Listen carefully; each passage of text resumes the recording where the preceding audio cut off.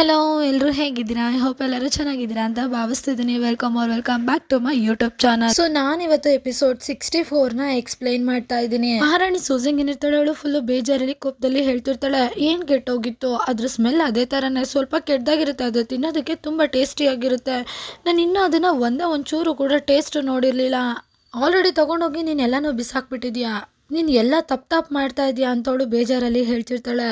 ರಾಣಿ shoe ಹೇಳ್ತಿರ್ತಾಳೆ, ನಿಮ್ಗೆ ಅಷ್ಟೊಂದು ಇಷ್ಟ ಇದ್ರೆ ಅದನ್ನ ಮತ್ತೆ ಮಾಡಿಸ್ಕೊಳ್ಳಿ. ಮಹಾರಾಜರು ನಿಮ್ಮ ಮೇಲೆ ಅಷ್ಟೊಂದು ಕೃಪೆ ತೋರಿಸ್ತಾರೆ, ನೀವ್ ಏನ್ ಮಾಡಿದ್ರು ಅವ್ರು ನಿಮ್ಮನ್ನೇನು ಕೇಳಕ್ ಬರಲ್ಲ. ಅದು ಅಲ್ದಲೆ ಶಾಹಿ ಕಿಚನ್ ಅಲ್ಲೂ ಅಷ್ಟೇ, ನೀವ್ ಏನ್ ಹೇಳಿದ್ರು ಅವ್ರು ಇಲ್ಲ ಅನ್ನಲ್ಲ, ಎಲ್ಲಾನು ಮಾಡ್ಕೊಡ್ತಾರಲ್ಲ. ಒಂಥರ ಶಾಹಿ ಕಿಚನ್ ನಿಂದೆ ಕಿಚನ್ ಆಗ್ಬಿಟ್ಟಿದೆ, ನಿನ್ಗೆ ಇನ್ನೇನೇನ್ ಬೇಕೋ ಎಲ್ಲಾನು ಮಾಡಿಸ್ಕೊಂಡ್ ತಿನ್ನು. ಈ ಮತ್ತೆಲ್ಲ ಕೇಳಿ ರಾಣಿ ಸೋಸಿಂಗಿಗೆ ಫುಲ್ಲು ಕೋಪ ಬಂದ್ಬಿಡುತ್ತೆ. ಏನು ಮತ್ತೆ ಮಾಡ್ಸೋ, ನೀನ್ ಹೇಳಿದ ತಕ್ಷಣ ಅದೆಲ್ಲ ಆಗಕ್ಕೆ ಅಷ್ಟೊಂದು ಈಸಿ ಅನ್ಕೊಂಡಿದ್ಯಾ? ನೀನೇನಾದ್ರೂ ಅದನ್ನ ಬಿಸಾಕಿಲ್ಲ ಅಂದ್ರೆ ಈ ಕ್ಷಣದಲ್ಲಿ ನಾನು ಅದನ್ನ ತಿಂತಾ ಇದ್ದೆ.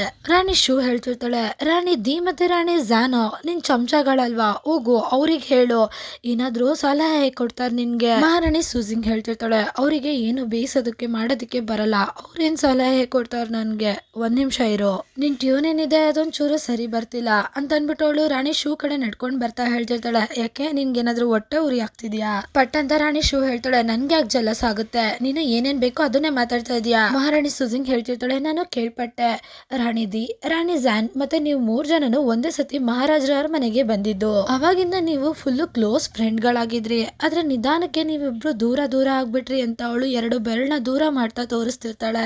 ರಾಣಿ ಶೂ ಬೇಜಾರಲ್ಲಿ ಹೇಳ್ತಿರ್ತಾಳೆ, ಅವ್ರು ಆಲ್ರೆಡಿ ಇದನ್ನೆಲ್ಲ ನಿನಗೆ ಹೇಳಿದಾರ ಅಂತ. ಅದಕ್ಕೆ ಮಹಾರಾಣಿ ಸುಜಿಂಗ್ ಹೇಳ್ತಿರ್ತಾಳೆ, ಅವ್ರು ಹೇಳಿದಾರೋ ಬಿಟ್ಟಿದಾರೋ ಇದೆಲ್ಲ ನಿಜ ಅಂತ ಆಯ್ತಲ್ವಾ. ರಾಣಿ ಶೂ ಹೇಳ್ತಿರ್ತಾಳೆ, ನಿಜನೋ ಸುಳ್ಳೋ ನನ್ಗದೆಲ್ಲ ಗೊತ್ತಿಲ್ಲ, ಆದ್ರೆ ನಿನ್ ಮುಖ ನೋಡೋದಕ್ಕೆ ನಂಗೆ ಒಂಚೂರು ಇಷ್ಟ ಇಲ್ಲ, ಹೋಗು ಇಲ್ಲಿಂದ ಅಂತ ಮಹಾರಾಣಿ ಸೂಸಿಂಗ್ ನ ಅವಳ ಪ್ಯಾಲೇಸ್ ಇಂದ ಆಚೆಗೆ ತಳ್ತಿರ್ತಾಳೆ.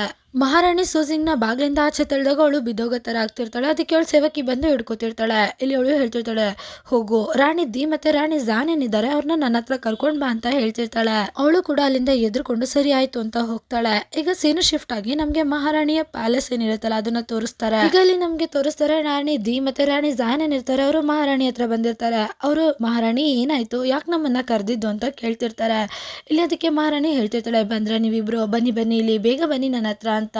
ಅವರಿಬ್ರು ಕೂತಾಗ ಮಹಾರಾಣಿ ಝಾನ್ ಕೇಳ್ತಿರ್ತಾಳೆ, ಯಾಕೆ ಮಹಾರಾಣಿ ಏನಾಯ್ತು, ಏನ್ ಕರ್ದಿದ್ ವಿಷಯ? ಅದಕ್ಕೆ ಮಹಾರಾಣಿ ಇಬ್ರು ಹತ್ರ ಕರೀತಿರ್ತಾರೆ. ಇಲ್ಲಿ ಅವರಿಬ್ರು ಹತ್ರ ಬಂದಾಗ ಮಹಾರಾಣಿ ಕೇಳ್ತಿರ್ತಾಳೆ, ನಿಮ್ಗೇನ್ ಅನ್ಸುತ್ತೆ ರಾಣಿ ಶೂ ಯಾವ ತರ ವ್ಯಕ್ತಿ? ಸೊ ಇಲ್ಲಿಗೆ ಈ ಎಪಿಸೋಡ್ ಎಂಡ್ ಆಗುತ್ತೆ. ನೆಕ್ಸ್ಟ್ ಎಪಿಸೋಡ್ ಅಲ್ಲಿ ಏನಾಯ್ತು ಅಂತ ತಿಳ್ಕೊಳ್ಳೋದಕ್ಕೆ ವೇಟ್ ಮಾಡಿ. Thank you for watching. Bye bye guys.